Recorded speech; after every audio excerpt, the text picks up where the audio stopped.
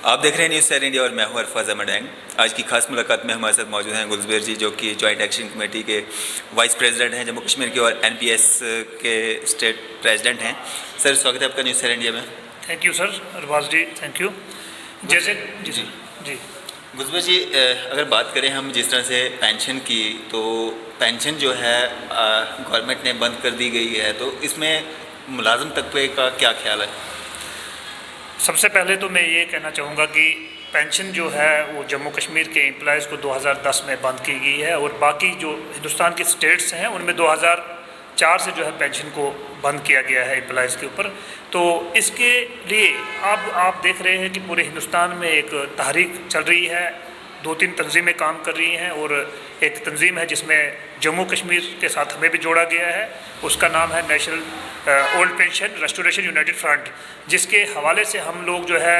जम्मू कश्मीर से जो है इस पेंशन के लिए, जो ओल्ड पेंशन स्कीम है उसके लिए हम काम कर रहे हैं, और उसके लिए हमारी तंजीम के काफ़ी जो ढांचा है उसको खड़ा किया गया है, क्योंकि यहाँ पे 2010 के बाद कोई भी ऐसी तंजीम नहीं थी जिसने इसके लिए आवाज़ उठाई हो। तो हमने national old pension restoration United front के हवाले से जो है पेंशन के लिए बात उठाई है, और इस वक्त आप देखेंगे कि जम्मू कश्मीर के मैक्सिमम जो एम्प्लॉयज़ है वो इस वक्त जान चुके हैं कि जो एनपीएस है ये मुलाजिम के लिए खुदकशी का एक ज़रिया है। क्योंकि आपने देखा होगा कि जिस तरीके से पेंशन को पूरे एम्प्लॉयज़ पे हिंदुस्तान में लागू किया गया है, जहाँ पे कि एक नेशन है, एक मुल्क है और एक कानून है, लेकिन ये हमारी समझ से बाहर है कि जो आधे एम्प्लॉयज़ जो है वो पेंशन में है और आधे एम्प्लॉयज़ जो है वो पेंशन के बाहर है। हम ये बताना चाहते हैं, समझना चाहते हैं सरकार में बैठे अधिकारियों से या हुकूमत में बैठे जो लोग जिम्मेदारान हैं, कि अगर पेंशन जो है इतनी ही एनपीएस अच्छा है, इतनी ही कारगर है, तो इसको क्यों नहीं एमएलएस के ऊपर जो है खुद पे लागू किया जाए? क्यों ना इसको एमपीएस के ऊपर लागू किया जाए? हम ये समझने से कासिर है कि हमने जब ये सोचा, ये हमने देखा कि हमारे बहुत सारे जो एम्प्लॉयज़ साथी हमारे जो है वो किसी एक्सीडेंट में अगर उनकी वफात होगी, तो हमने ये देखा है कि उनके 4-4 साल तक उनका जो है एसआरओ का केस ही सेट नहीं होता है। उसके बाद आप देखेंगे कि जो पेंशन है वो उनकी फैमिली को मिलती ही नहीं है, तो जिससे अब मुलाजम तबके को ये महसूस होने लगा है। क्योंकि जम्मू कश्मीर में जो एनपीएस है 2010 के बाद आया, मुलाजमों ने इसके ऊपर ध्यान नहीं दिया कि इसके क्या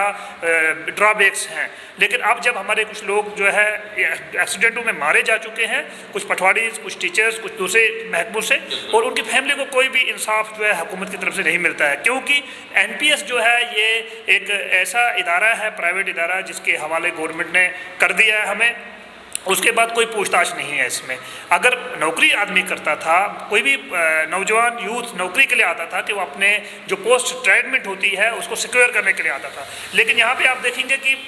नौकरी करने का कोई फ़न ही नहीं है। इस वक्त आप देखेंगे कि जो 100% नौकरी का फ़न था करने का, जो जॉब सिक्योरिटी होती थी, वो अब आपने देखा कि हमने इस वक्त देखा हरियाणा, पंजाब में हमारे साथी जो लोग हैं वो रिटायर हुए हैं और उनको 700-800 रुपये पेंशन मिलती है महाना। आप खुद देखेंगे कि क्या 800 रुपये में इस दौर में कोई गुजारा हो सकता है? जो एक टीचर है, एक इंजीनियर है, एक केस ऑफिसर है, एक पटवारी है, या कोई और महकमे में जो दौरान नौकरी एक अच्छी रेपुटेशन पे होता है, जब वो रिटायर होता है फिर उसके बाद वो आलू बेचने पे मजबूर हो जाएगा सड़क पे, वो सड़क में काम झाड़ू मारने के लिए मजबूर हो जाएगा, तो बताओ जो समाज में उसकी रेपुटेशन है, जो इसका सिस्टम बना हुआ था, उसका एक जो है गिरावट आती है उसकी अपने कद में। इसलिए हम चाहते हैं, हमारा ये मुतालबा है कि एक नेशन एक पेंशन। चूँकि अगर हमने ये कहा, अगर ये एनपीएस हमारे लिए लाई गई है, हम एम्प्लॉयज़ के लिए लाई गई है, अगर ये इतनी कारगर है तो इसको फौज पे क्यों नहीं इम्प्लीमेंट लाया? आर्मी पे तो इसको इम्प्लीमेंट नहीं किया गया, एमएलएस के ऊपर तो इसको इम्प्लीमेंट नहीं किया,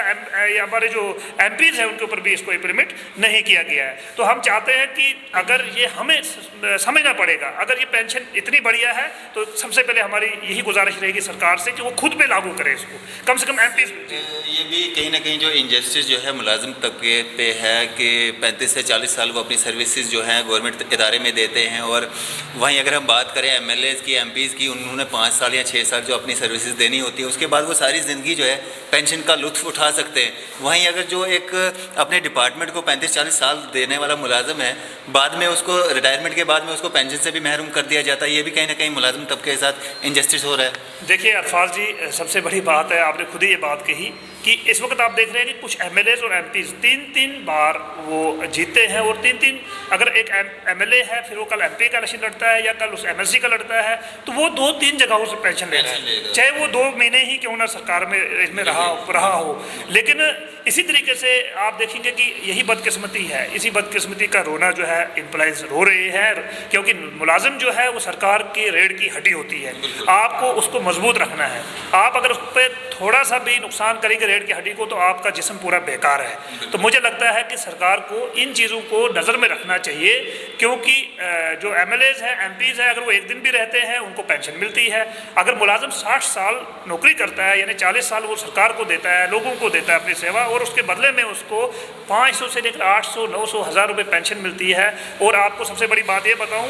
कि इसमें जो NPS है NSDL इसमें जो है वो करता है, एक प्राइवेट कंपनी है। आप देखेंगे कि जिस वक्त भी इसमें सीधे तौर से जैसे ही शेयर मार्केट में उतार चढ़ाव आएगा उसी तरीके से पैसे वो मुलाजिम को उस टाइम में मिलेंगे। तो अगर 10% सरकार दे रही है तो 10% जो है एम्प्लॉय से काटा जाता है। लेकिन पेंशन में ये था कि GPF मुलाजिम जो थे वो काटते थे, जिसमें 10,000 काटते, वो 20,000 काटते अपनी मर्जी से, ताकि उनको सेविंग भी उसी हिसाब से होती और कल जाकर वही पैसा उनको बुढ़ापे में काम आता था। तो यहाँ पे ऐसा कुछ है नहीं, यहाँ पे आपको 10% सरकार दे रही है और उसके बाद 10% आप दे रहे हैं, और वो जो है ऊपर वाले के हवाले है सारा कुछ कि कल क्या शेयर मार्केट में, और उसमें भी 60% आपको बैक मिलेगा पैसा at the time of retirement, यानी आप उसको 60% देंगे। अगर आपने 20 साल नौकरी की, अगर आपने 20 लाख दिए अपने तो 20 लाख सरकार ने दी, 40 लाख रुपए में आपको उनकी तरफ से कुछ कितने परसेंट मिलेगा 7% के तहत, तो फिर आपको उसमें 60% टोटल पैसा वापस होता है और 40% के लिए आपने फिर ठोकरें खानी है। तो इसलिए हम ये कहना चाहते हैं, सरकार से हमारा मुतालबा है पेंशन के ऊपर कि आप बराए मेहरबानी करके अगर इस पेंशन स्कीम को NPS को जो है अगर आपको लगता है, हमें तो डाउट है, पूरे 66 लाख एम्प्लॉयज़ हिंदुस्तान में है जिनको डाउट है इस पेंशन के ऊपर कि क्योंकि इसमें जो लोग रिटायर हुए हैं उन्होंने बहुत सारे नुकसान उठाए हैं। और अब हम लोग जम्मू कश्मीर में भी जैसे कहा कि 2010 में पेंशन बंद हुई है, हमने इसके ऊपर अब काम करना शुरू किया है, जिसमें हमारी तंजीम जो है national old pension restoration United front जो है वो काम कर रहा है, और हमने इस वक्त पूरे डिस्ट्रिक्ट्स में जो है बॉडी का क़याम किया है, और आने वाले दिनों में जो है हम इसमें शिद्दत लाएंगे और शिद्दत से जो है काम जारी रहेगा पेंशन के ऊपर। और मेरे इसी हवाले से सरकार से भी गुजारिश है और एम्प्लॉयज़ से भी गुजारिश है, NPS के एम्प्लॉयज़ से गुजारिश है कि जिस तरीके से आप लोग हमें बताते हैं पेंशन के बारे में आप समझे हैं, तो इसीलिए हमें हिंदुस्तान में जो पूरे हिंदुस्तान में हमारी ऑर्गेनाइजेशन है, जो हमारी तंजीम है, जो रजिस्टर्ड है पूरे हिंदुस्तान में, वो काम कर रही है national old pension restoration United front के नाम से। आप हमारा कोऑपरेट कीजिए, आप हमें सपोर्ट कीजिए और हम आपके इस मसले को सरकार तक पहुँचाएँगे, चूँकि ये मसला बहुत ही ज़रूरी है और इसमें कहीं हमारे एम्प्लॉइज़ ने अपनी जानें जो है दे दी है नौकरी दौरान ड्यूटी, और उनकी फैमिली को आज तक कुछ भी नहीं मिला है। तो गुलज़बर जी, ये तो बात रही पेंशन की। अगर हम बात करें जम्मू कश्मीर स्टेट से जब UT में तब्दील किया गया था, बड़े बड़े दावे किए गए थे डेवलपमेंट के, बड़े बड़े वादे किए गए थे वेलफेयर के, और ख़ासकर मुलाजमों की जो बात की गई थी काफ़ी वेलफेयर की कि इनको काफ़ी सारे फ़ायदे मिलेंगे, 7th पे कमीशन मिलेगा। अगर हम बाकी मुलाजमों की और जॉइंट एक्शन कमेटी के जितने भी मुलाजमीन हैं उनकी बात करें तो क्या बेनिफिट्स मिले आपको UT में जब तब्दील हुआ हमारा जम्मू कश्मीर? देखिए अरफाज जी, अभी तक जब से UT बनी है आपने देखा ही है कि बदकिस्मती है कि पहले तो UT बनने के समय काफ़ी टाइम जो है बंद रहा जम्मू कश्मीर, बुरी तरीके से जो है हर तरीके से मुतासर हुआ, चाहे वो तालीम के हवाले से, चाहे वो बिजनेस के हवाले से, चाहे दूसरे हवाले से। तो जो इसमें हमें देखने को मिलती थी कि भाई कुछ अच्छी चीज़ देखने को मिलेगी, तो उसमें काफ़ी जो है अभी तक असफल रही है सरकार भी, और इसमें अभी तक कुछ हुआ नहीं। उसके अलावा आप देखेंगे कि जो मुलाजमीन हैं उन्होंने ड्यूरिंग कोविड हो गया बीच में, उसके अलावा कोविड में भी अभी 5, 6, 7, 8 महीने से हम लोग तमाम एम्प्लॉयज़ जो है सर्वेलेंस में और भी बहुत सारी ड्यूटियां हैं, मतलब इस वक्त जितने भी कोविड में ड्यूटी है तमाम ज़्यादातर लोग जो है वो एजुकेशन डिपार्टमेंट से हैं जो इस वक्त कर रहे हैं, जॉइंट एक्शन कमेटी से हैं। तो मैं ये कहना चाहता हूँ कि जो फ़ायदा उनको मिलना चाहिए था, जिसमें कि हमें TA मिला था, TA हमें 2100 रुपये मिला था, 2106 रुपये मिलना था, लेकिन उसके बावजूद भी इस वक्त हमारे सारे मुलाजम जो है ऑन ड्यूटी जो है कम्युनिटी क्लासेस ले रहे हैं, होम क्लासेस ले रहे हैं, उसके अलावा सर्वेलेंस में बाकी बहुत सारे ऐसे काम है डिपार्टमेंट के अंदर या कोविड के अंदर जो हमारे एम्प्लॉयज़ कर रहे हैं, लेकिन उन कुछ ही लोगों को वहाँ पे भी जो UT में 2106 रुपये TA मिला था अलाउंस, वो नहीं मिल रहा है। उसके अलावा और भी बहुत सारी चीज़ें थी जो बेनिफिट्स थे वो भी अभी तक नहीं मिले। और सबसे बड़ी बात बाद जो ग्रेडिंग सिस्टम है, जिस तरीके से बाकी यूटीज़ में आप देखेंगे कि हिंदुस्तान की बाकी पे एनोमलीज की बात करें आप या पे ग्रेड्स की बात करें आप, पूरे हिंदुस्तान में आप देखेंगे कि जितनी यूटीज़ है सबसे जो लास्ट पे है वो जम्मू कश्मीर है, जहाँ पे कि टीचर का ग्रेड 2800 रुपये है और आप बाहर देखेंगे तो 4800 रुपये, 4200, 5600 के आसपास आपको जो है वो मिलेगा, चाहे वो दमन दीव है, चाहे वो दिल्ली है या बाकी हरियाणा है, जो भी यूनियन टेरिटरीज है। तो इसमें खास कर कोई फ़ायदा जो है, हमें जो उम्मीद थी कि जो हमारे स्टेट को यूटी बनाया गया था कि उसमें हमें ये चीज़ें मिलेंगी, लेकिन अभी तक इन सब चीज़ों को हम ख्वाब की तरह ही देख रहे हैं, अभी कुछ इसमें ऐसा हुआ नहीं। ज़ुबैर साहब, क्या एक मैसेज आप देना चाहेंगे आम जनता के लिए भी और एडमिनिस्ट्रेशन के लिए भी, ताकि इन सब चीज़ों में जो सुधार आ सके और मुलाजिम तबके को जो है इन सारी दुश्वारियों से जो है एक राहत की सांस मिल सके? देखिए, सरकार तो बखूबी अभी जो हमारे हिंदुस्तान में प्राइम मिनिस्टर हमारे ऑनरेबल मोदी जी है, उसके अलावा और भी जो लोग हैं, और जम्मू कश्मीर में हमारे जो लेफ्टिनेंट गवर्नर हैं अभी जो आए हैं, तो बहुत ही अच्छा काम कर रहे हैं, ऐसा नहीं है। लेकिन जो जिस तरीके से एक एक्सपेक्टेशन थी एम्प्लॉयज़ की या लोगों की जम्मू कश्मीर में, तो उस तरीके से काम करने की ज़रूरत है यहाँ पे, क्योंकि जो चीज़ इस वक्त हम लोग देख रहे हैं, यहाँ पढ़े लिखे जो यहाँ के यूथ जो है जम्मू कश्मीर के, वो देख रहे हैं कि बाहर बाकी जगहों पे, और उसके बरकस जो एक नाउमीदी सी छा गई है अभी, कुछ तो कोविड की वजह से, कुछ तो सरकार ने भी कुछ स्टेप्स अभी लेने हैं ताकि जो एक ऐसा गैर यकीनी सूरत हाल बनी हुई है स्टेट में, इसको ख़त्म किया जा सके। मुलाजमीन जो है उनके जो मसलों को सुना जाए, उनके जो डिमांड्स है उनको सुना जाए, तो ताकि ये सब चीज़ें जब तक हल नहीं होंगी, जब तक सरकार इनके ऊपर कोई खातर ख्वाह कोई ठोस इक़दाम नहीं उठाती है, तो यहाँ पे जो जम्मू कश्मीर के चाहे एम्प्लॉइज़ हैं, चाहे यहाँ के यूथ्स हैं, चाहे यहाँ का कोई भी इदारा है, वो गैर यकीनी सूरत हाल में दो चार रहेगा और उससे ख़ास जो है असरात जो है उसका ख़ास असर नहीं होगा और उससे मुझे लगता है कि नताइज सही सामने नहीं आएंगे। तो इसलिए हम यही चाहते हैं कि हमारी जो डिमांड्स हैं एम्प्लॉइज़ की, हम पेंशन से लेके उसके अलावा जो पे अनॉमलीज है या जो दूसरे मसले हैं, क्योंकि इस वक्त हम यूनियन टेरिटरी में हैं, अब इस वक्त हमारा सीधा कंट्रोल जो है वो हिंदुस्तान सरकार के पास है। तो हमारी पूरी उम्मीद है कि जिस तरीके से हमारी डिमांडें हैं, चाहे हमारे एम्प्लॉइज़ में बहुत सारे मसले भी रहे, आपने जैसे कहा कि टीचर जॉइंट एक्शन कमेटी के बीच में आपने देखा होगा कि अभी जो बहुत सारी ट्रेनिंग्स ऐसी करवाएगी जो कि कॉन्स्टिट्यूशनल लेवल पर नहीं थी, यानी आप ये सोचिए कि जो लोग बीएड ऑलरेडी थे, एमएड है, उनको जो है अनट्रेन माना गया यूटी के बाद, जबकि वो ऑलरेडी 50 ट्रेनिंगें कर चुके हैं। यानी जम्मू कश्मीर में क्या, जम्मू कश्मीर से बाहर पूरे स्टेट में ट्रेनिंग करके आए हैं। तो एक इम्पैक्ट नाम के से एक ट्रेनिंग हुई जिसमें बहुत सारे ऐसे लोग थे जिन्होंने बहुत सारी डिग्रियां हासिल की है, उनकी भी ट्रेनिंग ली की। तो हम ये कहना चाहते हैं कि सरकार में इस तरीके से ट्रेनिंग जो अभी और आगे ट्रेनिंग कुछ होनी है, ट्रेनिंग करना या कोई ये गलत बात नहीं है, लेकिन उसमें एक मखसूस जो है कम्युनिटी को, जैसे हमारे ग्रेड 2 3 टीचर्स हैं उनको लिया गया। हम चाहते हैं कि कोई भी चीज़ आती है उसको बिना किसी भेदभाव के सबके ऊपर लागू किया जाना चाहिए, इक्विवेलेंट होना चाहिए, ताकि पूरा जो कानून है वो सबके ऊपर, और सबका एक दिल जीते, सरकार जो है या महकमा जो है वो दिल जीते सबका, विश्वास जीते। क्योंकि हम ही लोग हैं इस वक्त कोविड के दौरान जो ड्यूटी करने वाले, आपको मैक्सिमम 70% आपको टीचर्स मिलेंगे, कहीं पर भी आप देखिए, किसी भी डिस्ट्रिक्ट में देखिए, तो इनको थोड़ा सा अप्रिशिएट करने की ज़रूरत है। महकमे को अगर एक ही तो डिपार्टमेंट है जो एजुकेशन डिपार्टमेंट में है, जो सब डिपार्टमेंट को बनाता है, यही हर डिपार्टमेंट की माँ है, क्योंकि ये हर डिपार्टमेंट को बनाता है और सुधारता है। इनका बहुत बड़ा रोल सोसाइटी में है, इसलिए टीचर्स को जिस तरीके से बाहर के स्टेटों में जो है टीचर्स को रिस्पेक्ट देने की ज़रूरत है और यहाँ पे भी रिस्पेक्ट देने की ज़रूरत है। लेकिन बजाय इसके कि जो 70,000 के करीब जो हमारे टीचर रहबर तालीम स्कीम के तहत लगे थे, आज भी वो उनकी बहुत सारी फीमेल टीचर्स जो है वो ट्रांसफ़र से महरूम है। उनकी जो ट्रांसफ़र है, कहीं जगहों पर उनकी शादियाँ दूसरे डिस्ट्रिक्टों में हुई है। जम्मू से आप देख लीजिए, रियासी से किसी लड़की की शादी श्रीनगर में हुई है, श्रीनगर से किश्तवाड़ में हुई है, तो उनकी ज़िंदगी जो है वो एक अजाब बनकर रह गई है। तो इसलिए ह्यूमैनिटेरियन ग्राउंड्स पे जो है ट्रांसफ़र पॉलिसी के